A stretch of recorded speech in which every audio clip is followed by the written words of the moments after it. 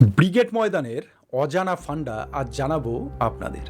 একটা মাঠ যেখানে একসময় বাঘ ঘুরে বেড়াতো, সেই মাঠেই পরে দাঁড়িয়ে ভাষণ দিয়েছেন নেহেরু, মুজিবুর রহমান, অটল বিহারী বাজপেয়ী, মমতা বন্দ্যোপাধ্যায় থেকে শুরু করে বিশ্বের নানা দেশের রাষ্ট্রনেতারা।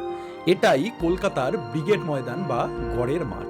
আর আগামীকাল 25শে বৈশাখের সকালে এই ঐতিহাসিক ময়দানেই শপথ নিতে চলেছে পশ্চিমবঙ্গের নবনির্বাচিত সরকার। নতুন মুখ্যমন্ত্রীর শপথ ব্রিগেড থেকে নিঃসন্দেহে বড় রাজনৈতিক একটি চমক।